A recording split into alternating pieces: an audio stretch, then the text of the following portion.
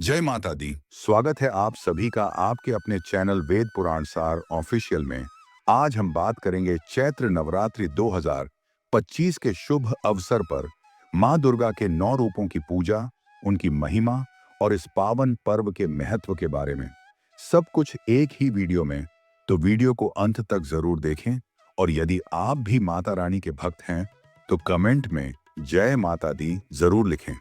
और आपने अभी तक सब्सक्राइब नहीं किया तो अभी कीजिए। चलिए आरंभ करते हैं। देखिए, चैत्र नवरात्रि 2025 की शुरुआत 30 मार्च रविवार से होगी और इसका समापन 6 अप्रैल रविवार को होगा। इस वर्ष नवरात्रि का आरंभ रविवार को होने के कारण मां दुर्गा हाथी पर सवार होकर आएंगी, जो समृद्धि और शांति का प्रतीक माना जाता है। कलश स्थापना का शुभ मुहूर्त 30 मार्च को सुबह 6 बजे से दोपहर तक होगा, 2 बजे तक रहेगा। नवरात्रि के दौरान मां दुर्गा के 9 रूपों की पूजा की जाती है। प्रत्येक दिन एक विशेष देवी की आराधना की जाती है। इस वर्ष नवरात्रि का समापन 6 अप्रैल को महानवमी और रामनवमी एक साथ होगा और 7 अप्रैल को धर्मराज दशमी मनाई जाएगी। चैत्र नवरात्रि के दौरान भक्त उपवास रखते हैं, मां दुर्गा के विभिन्न रूपों की पूजा करते हैं और विशेष अनुष्ठान करते हैं। ये समय आत्मशुद्धि, ध्यान और आध्यात्मिक उन्नति के लिए महत्वपूर्ण माना जाता है। नवरात्रि के 9 दिनों में मां दुर्गा के अलग अलग स्वरूपों की पूजा की जाती है। इन 9 दिनों को आत्मशुद्धि, शक्ति और भक्ति के प्रतीक के रूप में मनाया जाता है। पहला दिन, मां शैलपुत्री। नवरात्रि के पहले दिन मां शैलपुत्री की पूजा की जाती है। ये पर्वतराज हिमालय की पुत्री हैं और इनका वाहन वृषभ बैल है। इनकी पूजा से मनुष्य को स्थिरता और शक्ति प्राप्त होती है। दूसरा दिन, मां ब्रह्मचारिणी। दूसरे दिन मां ब्रह्मचारिणी की आराधना की जाती है। ये तपस्विनी स्वरूप में होती हैं और इनकी पूजा से व्यक्ति को संयम और आत्मबल की प्राप्ति होती है। तीसरा दिन, मां चंद्रघंटा। तीसरे दिन मां चंद्रघंटा की पूजा की जाती है। इनके मस्तक पर अर्धचंद्र होता है और ये सिंह पर सवार होती हैं। इनकी पूजा करने से भय दूर होता है और साहस बढ़ता है। चौथा दिन, मां कूष्मांडा। चौथे दिन मां कूष्मांडा की आराधना की जाती है। कहा जाता है कि इन्हीं के आशीर्वाद से ब्रह्मांड की उत्पत्ति हुई। इनकी उपासना से बुद्धि और तेज बढ़ता है। पांचवा दिन, मां स्कंद माता। पांचवें दिन मां स्कंद माता की पूजा होती है। ये भगवान कार्तिकेय स्कंद की माता हैं और इनकी कृपा से संतान, सुख और समृद्धि प्राप्त होती है। छठा दिन, मां कात्यायनी। छठे दिन मां कात्यायनी की पूजा होती है। इनका स्वरूप अत्यंत शक्ति से भरपूर होता है और ये असुरों का नाश करती हैं। इनकी उपासना से वैवाहिक जीवन में सुख और शांति आती है। सातवां दिन, मां कालरात्रि। सातवें दिन मां कालरात्रि की पूजा की जाती है। ये काली माता का ही एक रूप है और इनकी पूजा से सभी नकारात्मक शक्तियां दूर होती हैं। आठवां दिन, मां महागौरी। आठवें दिन मां महागौरी की उपासना की जाती है। ये सफेद वस्त्र धारण करती हैं और इनकी कृपा से मनुष्य के सभी पाप समाप्त हो जाते हैं। नौवां दिन, मां सिद्धिदात्री। नवमी के दिन मां सिद्धिदात्री की पूजा होती है। ये सभी सिद्धियों की देवी हैं और इनकी कृपा से भक्त को आत्मज्ञान प्राप्त होता है।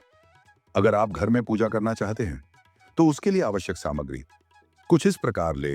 एक साफ चौकी, बाजोट, मां दुर्गा की मूर्ति या चित्र कलश, तांबे, मिट्टी या पीतल का, नारियल और आम के पत्ते, लाल कपड़ा, अक्षत, चावल, सुपारी, गंगाजल, फूल, माला और पत्तियां, धूप, दीप, कपूर और अगरबत्ती, लाल चुनरी, फल, मिठाई और पंचामृत। देवी मां के लिए भोग जो आप यथाशक्ति ले सकते हैं।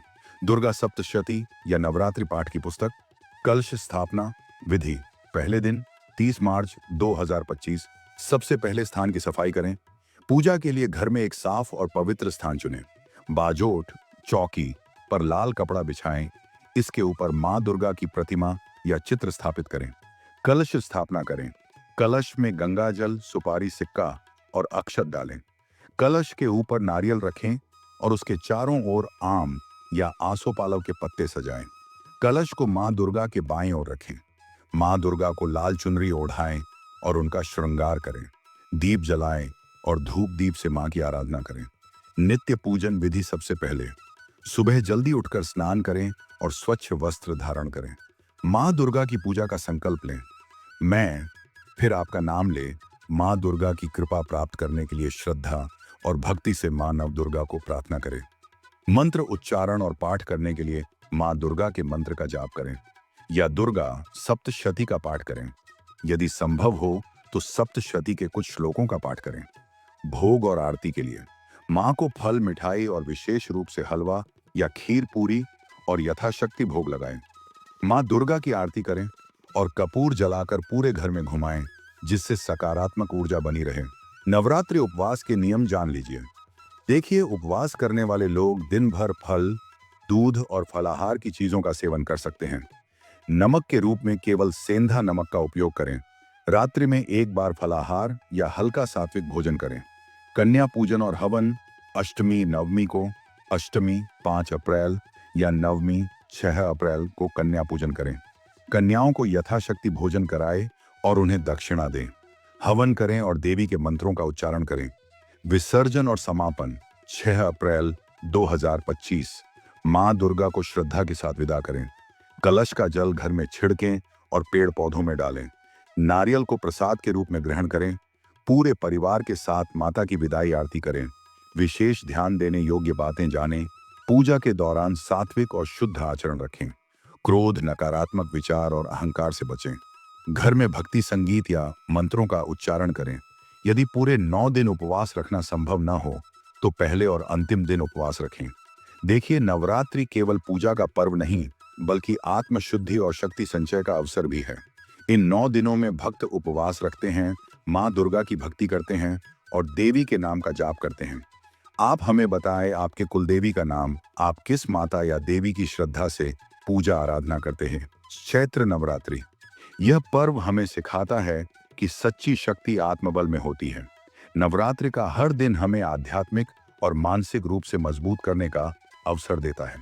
तो दोस्तों, अगर आपको ये जानकारी पसंद आई हो तो वीडियो को लाइक करें, अपने दोस्तों और परिवार के साथ शेयर करें और आपके अपने चैनल वेद पुराण सार ऑफिशियल को सब्सक्राइब करना न भूलें। अगर आप भी माँ दुर्गा के भक्त हैं तो कमेंट में जय माता दी जरूर लिखें। मिलते हैं अगले वीडियो में, तब तक के लिए जय माता दी।